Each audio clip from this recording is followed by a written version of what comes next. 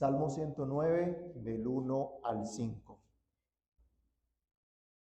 Oh Dios de mi alabanza, no calles, porque boca de impío y boca de engañador se han abierto contra mí. Han hablado de mí con lengua mentirosa, con palabras de odio me han rodeado y pelearon contra mí sin causa. En pago de mi amor me han sido adversarios, mas yo oraba. Me devuelven mal por bien y odio por amor. Amantísimo Dios y Padre nuestro que estás en los cielos, en esta hora damos gracias por permitirnos una vez más meditar en tu verdad, en tu palabra, ser expuestos a este medio de gracia para que nuestra fe sea fortalecida en ti, para que podamos creer en tu palabra, creer en tu verdad, creer en tus promesas y seguirte en fidelidad.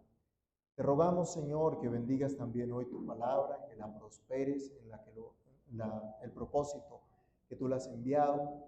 Prospera, por favor, hoy tu palabra en cada uno de nosotros, para la gloria de tu nombre.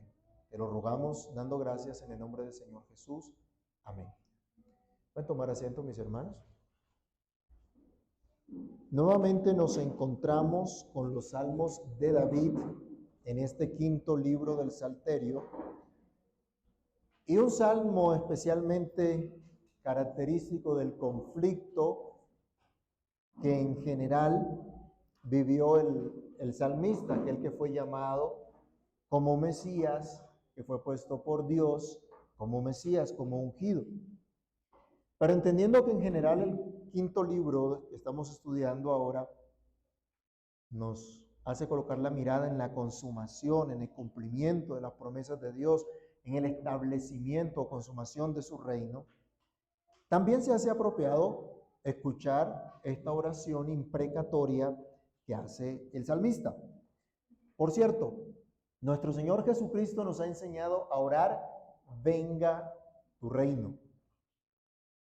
Y sabemos que esta es una oración imprecatoria también, porque por el Padre nuestro, específicamente al orar venga tu reino, rogamos, como dice nuestro catecismo menor, que el reino de Satanás sea destruido y que el reino de gracia progrese, que nosotros y los demás seamos introducidos y conservados en él, y que el reino de la gloria venga pronto. Tal vez nos encontramos en el Salmo 119 con algunas tensiones entre orar pidiendo misericordia, orar pidiendo juicio. Pero debemos entender que en el Mesías esta oración es especial porque Él es el representante del pueblo de Dios y es el que ha sido puesto por Dios para gobernar, para reinar. Así que debemos entender esto, y en el siguiente salmo lo vamos a aún notar mucho más. Toda oposición contra el reino de Dios debe ser destruida. Finalmente será destruida. Y los malos, como se viene diciendo desde el Salmo número 1, no estarán. No se levantarán en la congregación de los justos. Así que ahora podemos ver en este salmo cómo el Espíritu Santo usa las palabras de David. Usa su angustia, sus sufrimientos, para enseñarnos a mirar esta consumación, este establecimiento perpetuo del reino de Dios, llevándonos a depender por completo de esa amable interposición de Dios a favor de los suyos, mostrando su misericordia a los suyos en la persona del Mesías. Así que consideremos, a la luz de esta oración imprecatoria, el clamor de este representante del pueblo de Dios a favor de su reino al rogar: oh Dios, defiéndeme. ¿Alguna vez has tenido la necesidad de pedir algo así? ¿Alguna vez has necesitado que sea Dios defendiéndole, librándole? Bueno, miremos en este salmo lo que decía el salmista. En primer lugar dice: no calles. Coloquemos nuestros ojos otra vez en el versículo número 1. Oh Dios de mi alabanza, no calles. Está pidiendo que no deje de ser oída la voz de Dios, que no se deje de oír la sentencia de Dios sobre este asunto. que Dios interponga, que Dios haga oír su santa voluntad, lo que Él ha determinado. En varios salmos se recuerdan las promesas de Dios. Y vemos en varios salmos que se dice, Dios ha dicho, Dios ha prometido. Esto debe ser suficiente, lo que Dios ha dicho. La interposición de Dios solicitada aquí por David sería la confirmación precisamente de esa revelación que ya Dios había dado. El cumplimiento de esa promesa que ya Dios había dado. La evidencia de que Dios efectivamente está a favor de los suyos, que Él no ha dejado el mundo a su suerte, sino que interviene activamente en la historia, que está desarrollando su reino. Y por eso Él clama a Dios, no calles. Pero miren cómo se dirige a Dios. ¿Cómo califica Él a Dios? Le dice, Dios, ¿de mi qué? ¿Qué dice el versículo? ¿Dios de qué? ¿De qué? De mi alabanza. El Dios al cual llevo mi acción de gracias. El Dios al cual adoro constantemente. Con esta expresión podemos darnos cuenta que David no está buscando a Dios de manera esporádica. Él no está adorando al Señor porque, se le presentó una situación difícil. Y entonces por eso, por esa coyuntura, busca a Dios. Se ha visto que hay personas que solo se acercan a Dios cuando están enfermas, cuando tienen problemas, cuando se les viene el mundo abajo. Ay, hermanito, ore por mí. Ay, pastor, ore por mí. Ay, fulano, ore por mí. Y cuando las cosas no están tan mal, o por lo menos no están enfermos, no están en graves dificultades, ¿qué pasa? ¿Cuál es su relación con Dios? Ninguna, no existe. En cambio aquí David se refiere a Dios como el Dios de mi alabanza. El Dios al cual yo adoro constantemente.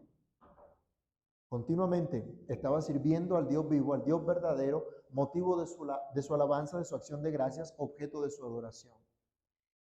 Hay una relación filial.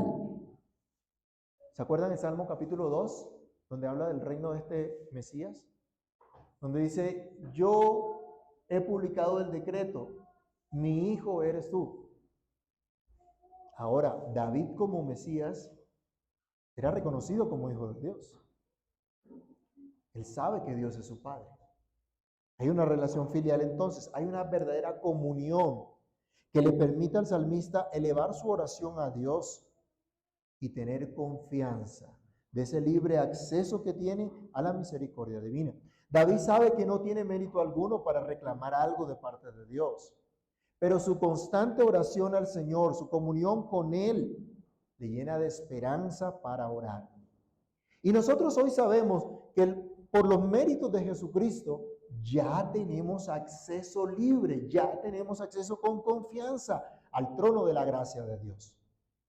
Pero si nosotros no mantenemos esa relación de adoración, de devoción genuina, de amor por nuestro Dios, difícilmente tendremos la confianza para perseverar en la oración, en las situaciones que vivimos, en las situaciones que nos tientan a rebelarnos contra el señorío de Dios en nuestras vidas.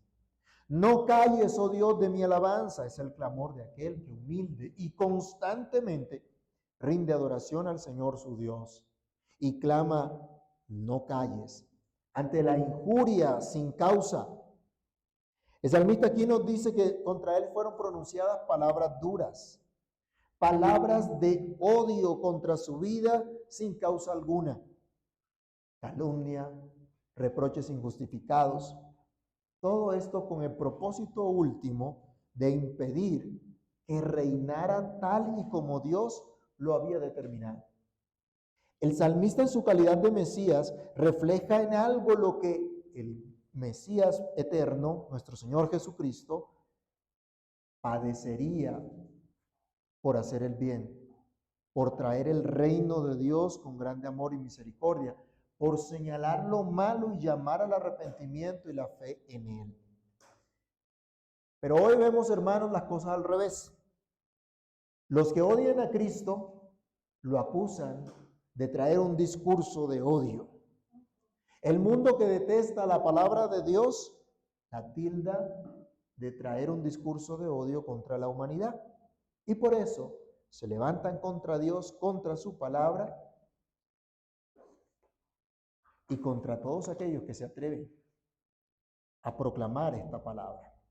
Ante esta situación, como el salmista, ustedes y yo y todos aquellos que adoran a Dios tienen esperanza. Pueden clamar al Señor, no calles ante la injuria. ¿Quién se siente gozoso cuando es injuriado? ¿Quién se siente feliz cuando es injuriado? Cuando es ofendido, cuando se le acusa de algo injustamente. Nadie. Pero tenemos uno que pelea por nosotros, que nos defiende. Y dice el salmista, no calles ante el odio que he recibido.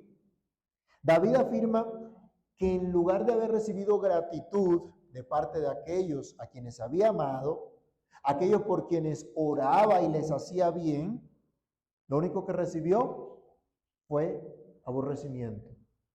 Estamos en un mundo ingrato, hermanos. Nosotros mismos somos tentados a responder con ingratitud a nuestro Dios, a todos los beneficios que Dios ha dado. Pero ya habíamos visto en otro salmo, bendíceme alma mía al Señor y no olvides que ninguno de sus beneficios. Hay gente ingrata. ¿Le ha pasado alguna vez? ¿Alguien le ha respondido con ingratitud? Eso es cotidiano, ¿no? Usted hace bien a algunas personas y estas personas terminan hablando mal de usted. ¿Y eso qué pasó ahí entonces? Si lo que recibió fue bien, si lo que se le hizo fue bien. Algunas personas reciben ayuda de otras y terminan hablando en contra de ellos. Algo similar le pasó a David. Leamos un momento acá el versículos 2 y 3. Porque boca de impío y boca de engañador se han abierto contra mí. Han hablado de mí con lengua mentirosa. Con palabras de odio me han rodeado y pelearon contra mí sin causa. En pago de mi amor me han sido adversarios, mas yo oraba. Interesante, ¿no? No se puso de tú a tú con sus adversarios. No se puso a hablar en contra de sus adversarios o a pelear allí con ellos. Como dicen por ahí, dime que yo te diré. No, no se agarró con ellos. Clamó a Dios. Mira lo que ha ocurrido. No sabemos, hermanos, cuántos de aquellos que escucharon a nuestro Señor Jesucristo anunciar la buena nueva, cuántos de esos que lo vieron sanar enfermos, cuántos de esos que de pronto se alimentaron entre esa multitud, que estaban hambrientos y Él les dio de comer, luego participaron de una turba que gritaba, crucifícale. Gente desagradecida. Y no son pocos los que aún participando de los beneficios de Dios para toda su creación, se siguen levantando contra Él. Todos los días, ¿qué dice la Biblia? Que el sol sale sobre buenos y malos. Todos los días el Señor sostiene su creación y sostiene a toda la humanidad.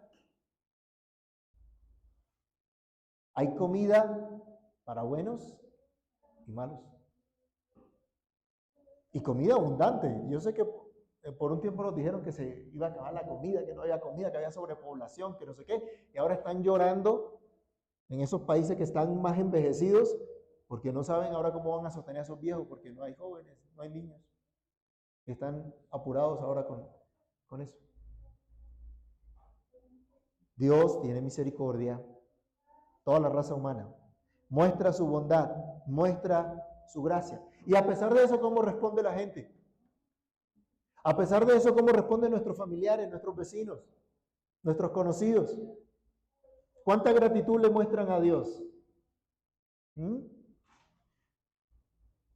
Hermanos, no son pocos los que siguen en la mentira, en la maldad, a pesar de Dios revelar su palabra. La verdadera iglesia, llamada columna, baluarte de la verdad, muestra el amor de Dios al prójimo, enseña la verdad de Dios, muestra a Cristo mismo, pero recibe el odio de aquellos que se rebelan contra el reino de Dios. Pero como el salmista, la iglesia hoy debe proclamar, o más bien debe rogar a Dios: Señor, no calles ante el odio recibido. Vayamos un momentico a Apocalipsis capítulo 6, versículo 10. ¿Qué dicen los mártires del Señor? Apocalipsis capítulo 6, verso 10. Alguien que lo lea, por favor. Y clamaban a gran voz diciendo: ¿Hasta cuándo, Señor santo y verdadero, no juzgas y vengas nuestra sangre en los que moran en la tierra? Es el clamor de la iglesia que ha sido perseguida, de la iglesia que ha padecido, de la iglesia que por causa de Cristo ha sufrido. Y claman: Señor, ¿hasta cuándo vengarás nuestra sangre? Es el clamor, no calles. Al contrario, levántate, manifiesta tu juicio, y esto nos lleva a nuestro segundo punto. Ejecuta tu santo juicio. La oración imprecatoria en este salmo pide que Dios ejecute su santo juicio. Una oración imprecatoria, como hemos dicho, es una oración que pide a Dios precisamente esto: que sea vindicado el honor de Dios, que sea reconocida la verdad de Dios. Esa verdad que ha sido despreciada, que ha sido maltratada, ese honor de Dios que ha sido mancillado, se pide que Dios castigue esta actitud y que se manifieste esa verdad, esa justicia de Dios. A partir del versículo 6 se presenta una extensa oración imprecatoria que podemos decir va hasta el versículo número 20. Se solicita la interposición de Dios por medio de su santo juicio contra toda clase de maldad. El salmista ahora, en su calidad de Mesías, hace esta imprecación que a nivel individual sonaría muy conflictiva con nuestro llamado a orar por nuestros enemigos, por los que nos persiguen, por los que nos ultrajan. Pero como les decía antes, al procurar el avance del reino de Dios en su calidad de Mesías, indiscutiblemente, este avance de ese reino ha de ejecutarse bajo el juicio de Dios. Venga tu reino implica también que se ejecute el juicio de Dios. Y David pide precisamente esto: que Dios mismo, ejecute su santo juicio removiendo al malo. Rápidamente leamos versículos 6 al 8. Pon sobre él al impío, y Satanás esté a su diestra. Cuando fuere juzgado, salga culpable, y su oración sea para pecado. Sean sus días pocos, tome otro su oficio, sean sus hijos huérfanos y su mujer viuda. El salmista acá está pidiendo que Dios castigue a su adversario de acuerdo a sus ofensas, según sus ofensas. Su enemigo se ha comportado como un acusador, se ha comportado como un engañador, se ha comportado como un traidor. ¿Y qué pide? Señor, de acuerdo a eso, que sea castigado también. Y por eso esta figura acá, nuestra traducción dice Satanás, y Satanás tiene ese carácter, ¿no? De ser acusador, precisamente. Pero el salmista en general está diciendo es que ese apoyo que tiene este impío resulte siendo la actitud que él ha tenido, resulte siendo un traidor para él, un engaño para él, una confianza falsa para él. Alguien que podría usar su posición para lograr sus propósitos y traicionar a su amo. Pide el salmista que sea este el castigo del malo. Pero el salmista pide que como resultado del juicio de Dios, la misma oración que hace este malvado sea vista como una oración que quiere proteger al malo. ¿Usted ha visto las leyes que hoy protegen a los malos? ¿Usted ha visto hoy a nuestro flamante señor presidente defendiendo a los criminales? Y los criminales le hacen uno que otro favor. Si no, mire lo que está pasando en el Catatumbo. Hermanos míos, el salmista está pidiendo que el juicio de Dios se manifieste, el juicio de Dios se ejecute contra todos estos que con impiedad detienen la justicia. Y el apóstol Pablo nos advierte acerca de eso, ¿no? ¿Se acuerdan de Romanos? Capítulo 1. Viene ese juicio de Dios contra los que se levantan, contra los que detienen con injusticia la verdad. Y él dice, esta oración, si este impío incluso llegase a orar, le dice que esa oración sea vista como pecado. Es pecado defender al malo, es pecado defender al criminal, es pecado perseguir al que hace lo bueno, en lugar de perseguir al que hace lo malo. Pero ¿cómo están las leyes de nuestro país hoy día? ¿A quién se persigue? En cambio, los criminales están en el Congreso.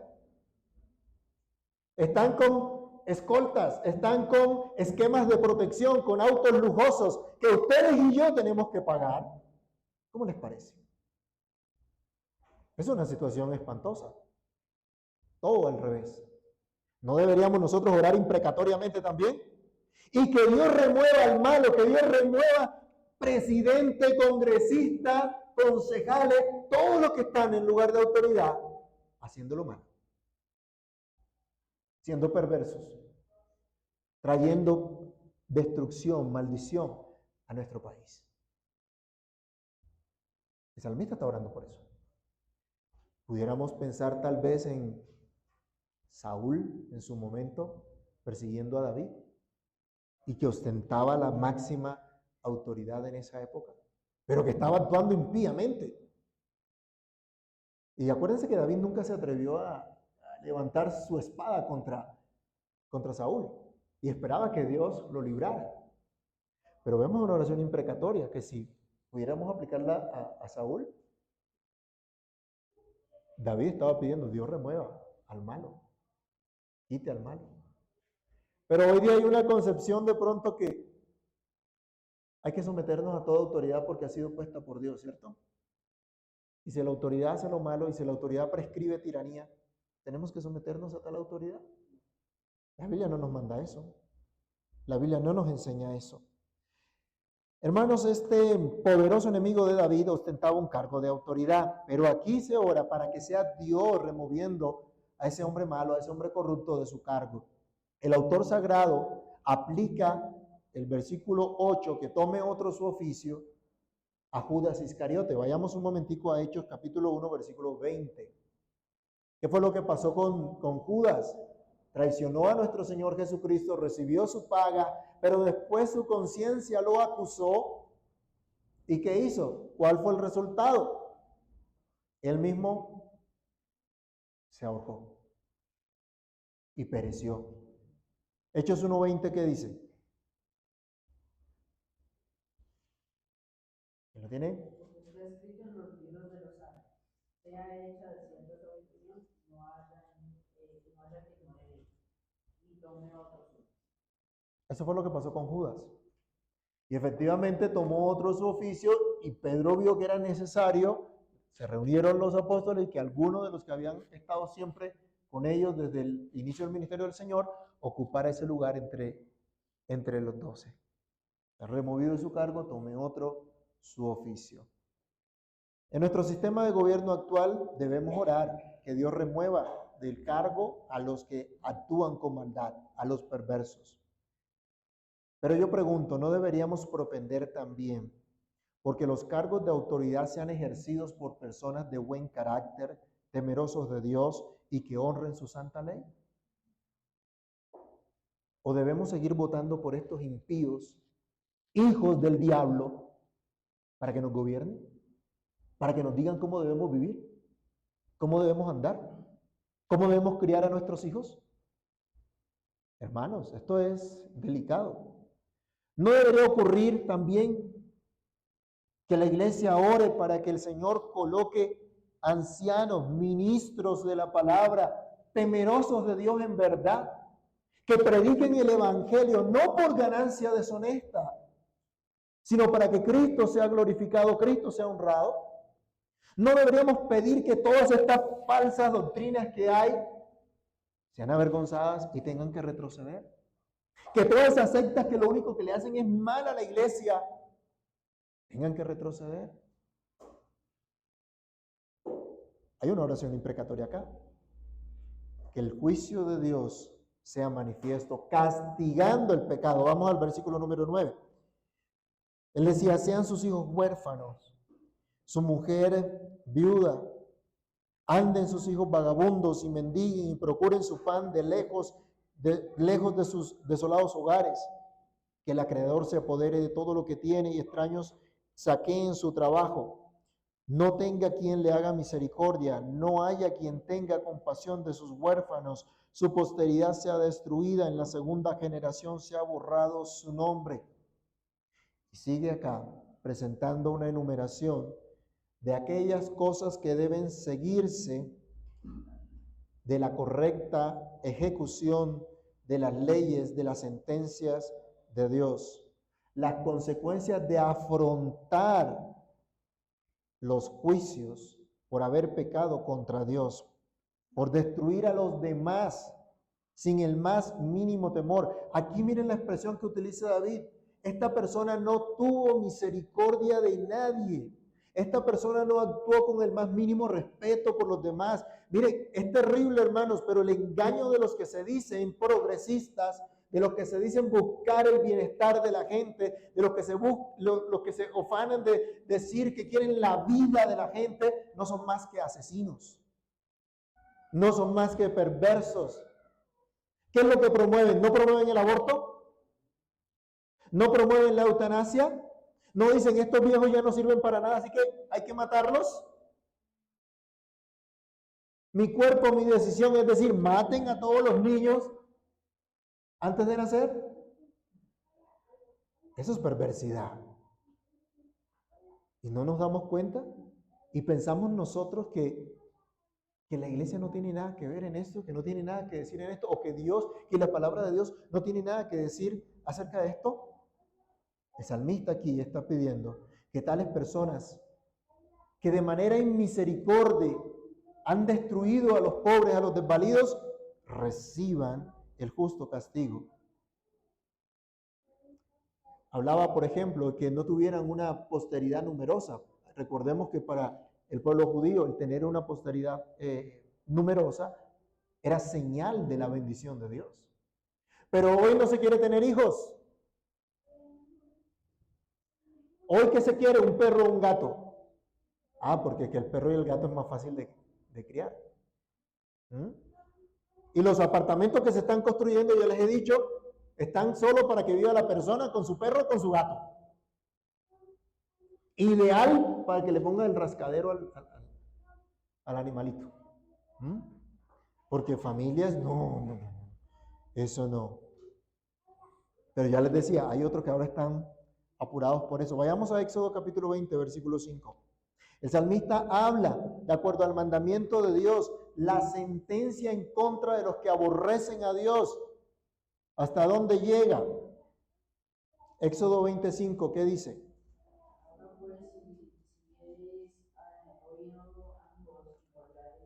No, Éxodo 25.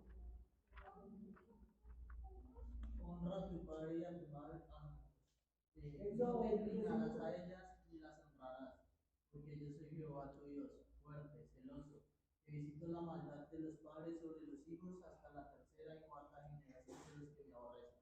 Segundo mandamiento, cuando Dios dice que no pueden hacerse imágenes, Él dice, yo castigo la maldad de los padres sobre los hijos. ¿Hasta cuándo? ¿Qué dice ahí? Tercera y cuarta generación de los que me aborrecen. Pero el salmista está pidiendo aquí al Señor que sean cortados ¿cuándo? ¿En qué generación? A la segunda generación. Es decir, que se ejecute el juicio de Dios. Eso es lo que está diciendo. Que venga ese juicio de Dios sobre los malos, sobre los perversos, para que no avance su maldad, su perversidad.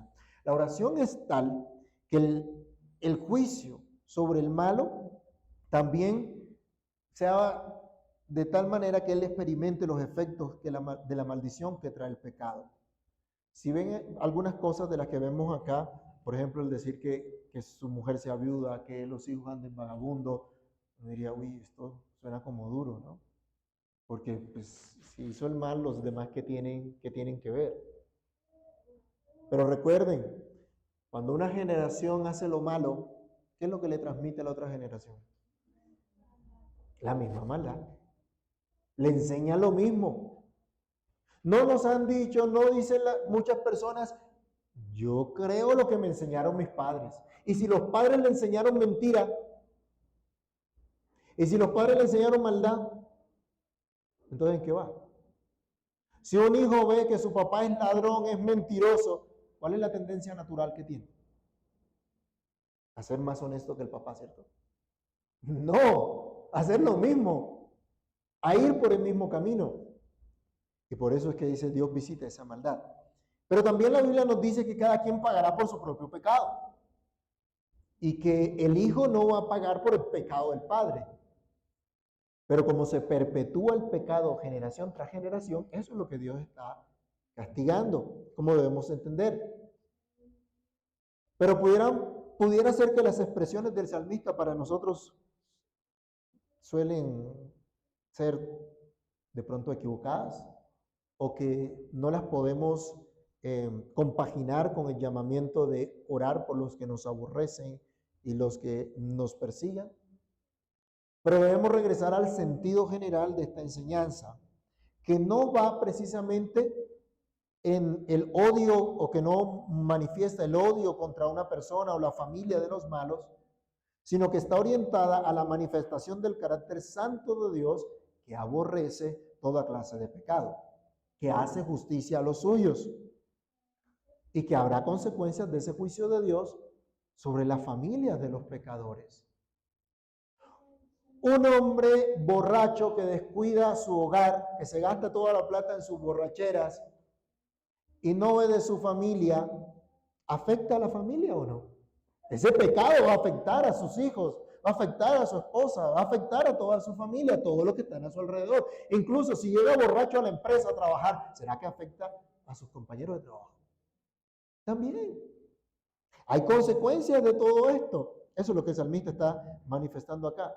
Y dice que el juicio de Dios sea tal que experimenten la maldición que trae el pecado. El apóstol Pablo, vamos también a Romanos capítulo 2 y leamos del verso 5 al verso 11.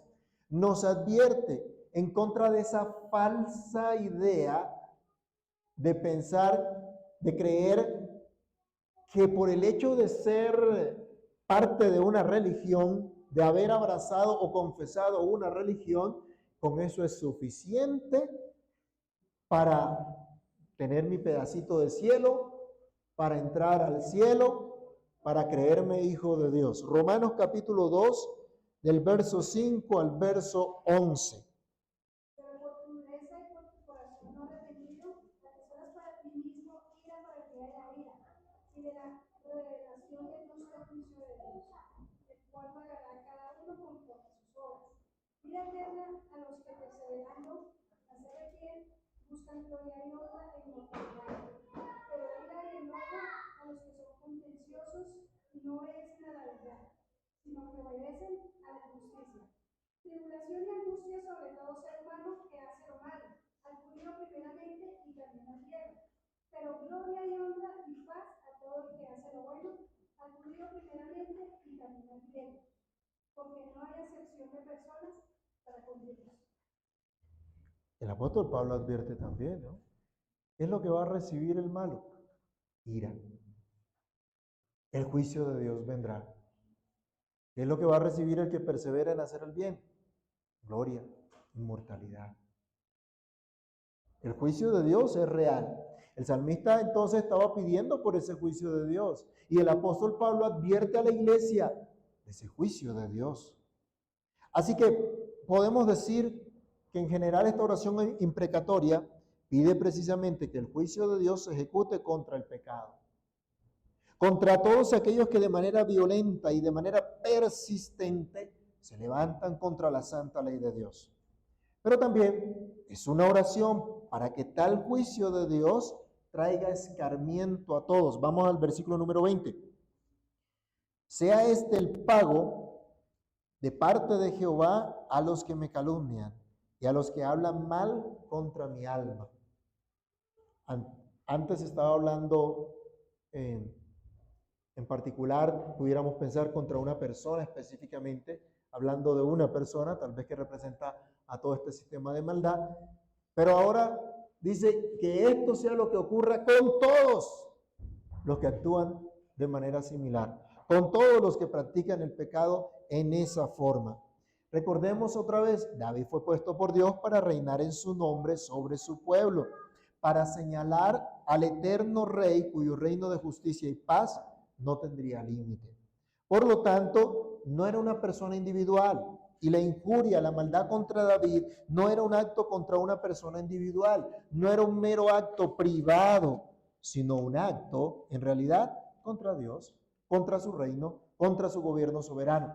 Así que el juicio contra los malvados que se rebelan contra Dios en la persona del Mesías debe ser un escarmiento para todos, una advertencia de lo que sucederá con todos los que siguen la maldad. Recordemos también la advertencia que se da en el Salmo capítulo 2, versículos 10 al 12. Salmo 2, versículos 10 al 12. Ahora pues, oh reyes, sed prudentes, admitid amonestación, jueces de la tierra, servid a Jehová con temor y alegraos con temblor. Honrad al Hijo para que no se enoje y perezcáis en el camino, pues se inflama de pronto su ira. Bienaventurados los que en él confían. Atendamos la advertencia. Incluso para los que hoy día se identifican como parte de la iglesia. Muchos dicen ser cristianos. Hoy muchos en Colombia dicen ser cristianos. Las estadísticas dicen que prácticamente toda la nación es cristiana. ¿Cómo les parece? ¿Qué tal que fuera impía? ¿Qué tal que fuera incrédula? ¿En dónde estaríamos? 1 Corintios capítulo 10, versículos 1 al 11. Miren la advertencia solemne que hace el apóstol Pablo a una comunidad que había abrazado el evangelio, pero que tenía muchas cosas por corregir también, por cambiar, por ajustarse a la verdad de Dios. Primera carta del apóstol Pablo a los Corintios, capítulo 10, y voy a leer del verso 1 al 11. 1 Corintios 10, 1 al 11.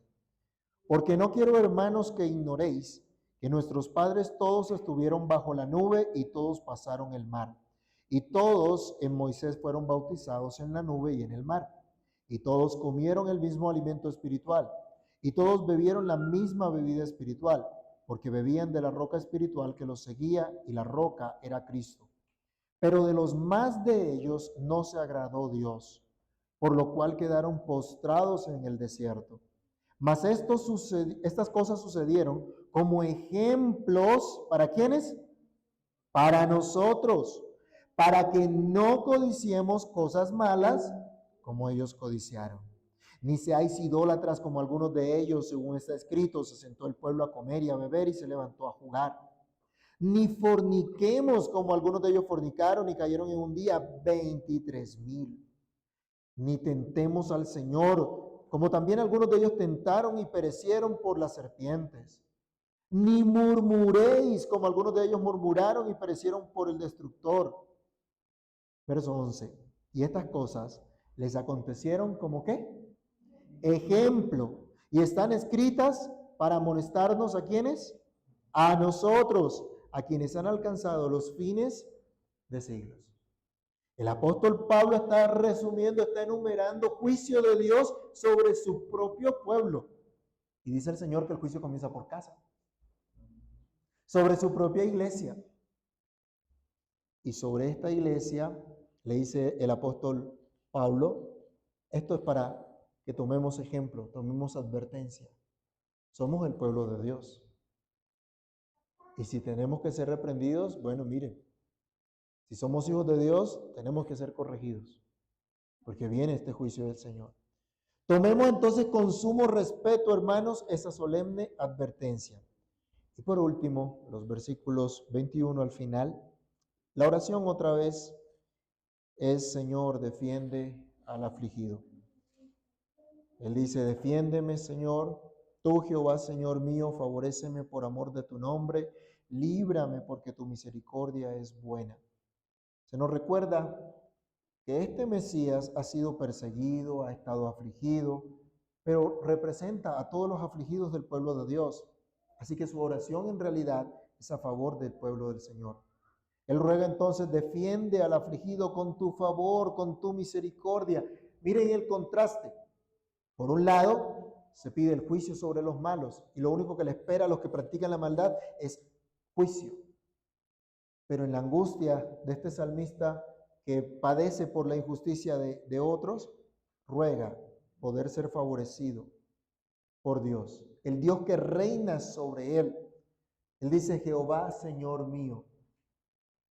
El rey de David es Dios, quien va a manifestar su nombre sobre él. Y Dios se complace en hacer misericordia sobre los suyos. Versículos 22 al 25 nos dice, porque yo estoy afligido y necesitado y mi corazón está herido dentro de mí. Me voy como la sombra cuando declina. Soy sacudido como langosta. Mis rodillas están debilitadas a causa del ayuno y mi carne desfallece por falta de gordura. Yo he sido para ellos objeto de oprobio. Me miraban y burlándose, meneaban su cabeza. Esta interposición de Dios redundaría únicamente en el honor de Dios mismo, quien es exaltado por los suyos. David no presenta mérito alguno en sí mismo. Al contrario, él lo que está diciendo es, estoy en completa debilidad. Estoy bajo el menosprecio del enemigo y dependo por completo de la misericordia divina. Parte de esto se cumplió de manera perfecta en nuestro Señor Jesucristo. Mateo capítulo 27, versículo 39 nos recuerda al Señor en la cruz padeciendo este oprobio. Vamos a mirarlo un momento. Mateo 27, 39.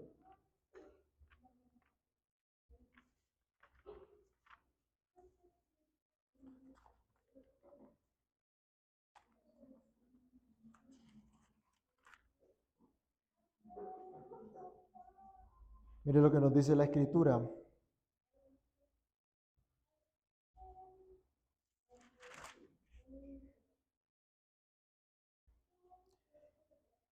Estaba el Señor en la cruz. Vamos a leer desde el 38.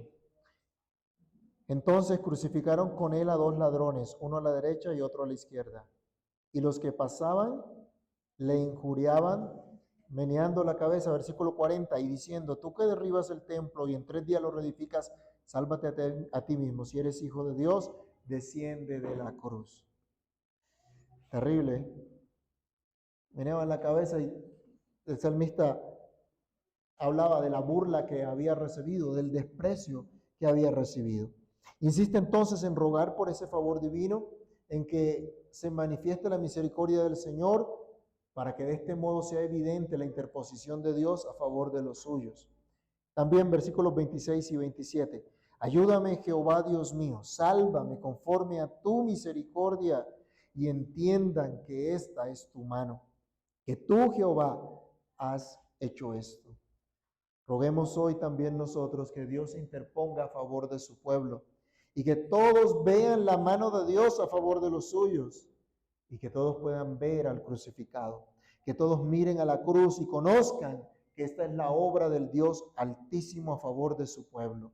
Oremos que todos puedan ver a Dios interponiéndose a favor de su pueblo, que todos puedan ver en Jesucristo nuestro Salvador, vengan en arrepentimiento, en fe a sus pies. Que Dios defienda a sus afligidos, avergonzando a los malos. Versos 28 y 29. Maldigan ellos, pero bendice tú. Levántense, mas sean avergonzados, y regocíjese tu siervo. Sean vestidos de ignominia los que me calumnian, sean cubiertos de confusión como con un manto. No importa que ahora me reprochen, decía el salmista, con tu favor es suficiente y es lo único que yo realmente necesito, es lo único que realmente quiero. El autor de Hebreos nos llama a mantener la mirada puesta en Jesús. Hebreos capítulo 12, versículo 2. Puesto los ojos en Jesús, autor, consumador de la fe, el cual por el gozo puesto delante de él, sufrió la cruz. Muchos quieren simplemente cambiar su situación. Muchos simplemente quieren que se les vaya el dolor, que se les vaya la aflicción. se angustian y buscan a Dios solo por estas cosas. David no había salido de esta situación todavía y pedía que Dios lo librara, pero manifiesta que lo que realmente le importa es el favor de Dios. Maldigan ellos, que maldigan los malos, mientras que Dios bendiga, no hay problema. Más poderoso el que está en nosotros que el que está en el mundo. Si Dios es por nosotros, ¿quién contra nosotros? La esperanza que tenemos hoy en Cristo es que su favor está con nosotros. Y a su tiempo, el Señor dejará en vergüenza a todos los malos, cuya vida de maldad es la ropa que visten, como dice acá el salmista. Un día estarán vestidos de eterna confusión. Pero yo te alabaré, dice el salmista al final. El ánimo, la nota de alabanza está presente también en este salmo imprecatorio. La interposición de Dios es motivo preciso para alabarle, para darle gracias delante de todos, pues es Dios quien defiende al afligido, quien está a la diestra de su pueblo, de cada uno de sus hijos, como ese soporte, como esa ayuda, como ese socorro. Algo totalmente distinto a lo que ocurre con el malo. ¿A quién tenía el malo a su diestra? ¿Pedía la oración? A Satanás, al acusador. ¿Y a quién tiene usted a su diestra? Al Dios vivo y verdadero, al Todopoderoso. Esa es su seguridad, su apoyo, su sostén. David se compromete a publicar la bondad de Dios, la misericordia recibida de parte de él, pues él, como el resto de su pueblo, son librados de todos aquellos que condenan a los inocentes. Leamos los últimos versículos. Yo alabaré a Jehová en gran manera con mi boca, y en medio de muchos le alabaré. ¿Qué había recibido David de la boca de los enemigos? Eran boca de engañadores, injurias, calumnias. Pero él dice, mi boca la voy a utilizar ¿para qué? Para alabar a Dios. Deberíamos pensar en esto, de hecho, nosotros, ¿no? ¿Para qué utilizamos nuestra boca? Debe ser para glorificar a Dios. La Biblia nos dice que todo lo que hagamos, de palabra o de hecho, si comemos, si bebemos, todo tiene que ser ¿para qué? Dios nos ayude. La situación no ha cambiado aún para el salmista, pero encomienda su sufrimiento al Señor. Tiene esperanza que alabará el nombre de su Señor y Dios, quien defiende al afligido. Amados hermanos, este salmo imprecatorio también nos mueve hoy a nosotros a encomendarnos al Señor, a entregar todo en sus manos para que sea Él defendiéndonos de la manera que Él sabe. De tal forma que su nombre sea glorificado. Recordemos su amable interposición a favor nuestro. Recordemos la cruz de nuestro Señor Jesucristo. Allí se nos asegura que Él está por nosotros y a su tiempo ejecutará su juicio contra aquellos que de manera contumaz se levantan contra Él, contra su palabra, contra su reino, contra su iglesia. Pero tomemos fuerza también en esta oración para seguir orando a Dios, al Dios de nuestra alabanza, al Dios de nuestra salvación, para que en estos tiempos, en medio de la situación que vivimos, también se oiga la voz de Dios ejecutando sus juicios contra el pecado y librando a sus afligidos. Oremos. Padre Celestial, en el nombre glorioso de nuestro Señor Jesucristo, te damos gracias por la reflexión que nos permites tener en tu palabra. Gracias, Señor, porque tu honor ha de ser vindicado y todo pecado ha de ser castigado. Gracias porque hemos sido librados de ese juicio condenatorio por la cruz de nuestro Señor y Salvador Jesucristo. Hoy podemos estar delante de ti y saber que hemos pasado de muerte a vida. Ya no hay condenación para los que están en Cristo Jesús. Ahora tenemos esperanza. Señor, ayúdanos por amor de tu nombre, a confiar en ti, a depender de ti en medio de todo lo que vivimos en este tiempo. Danos sabiduría en la manera como vivimos, en la manera como conducimos nuestro hogar, nuestra familia, en las decisiones que tomamos, para que tú seas honrado, para que tú seas glorificado. Enséñanos, Dios, a comprender lo que significa que venga tu reino y a propender porque ese reino sea manifiesto en medio de nosotros. Ten misericordia de nuestra nación también hoy y remueve al malo de su cargo, Señor. Remueve a todos los malignos que están bajo autoridad, que están en un nivel de autoridad. Remuévelos, Señor, y coloca en nuestra nación gente temerosa tuya, que te ame, que te sirva para dirigir a esta nación, Padre amado. Te lo rogamos en el nombre de Cristo Jesús. Te damos muchas gracias. Amén.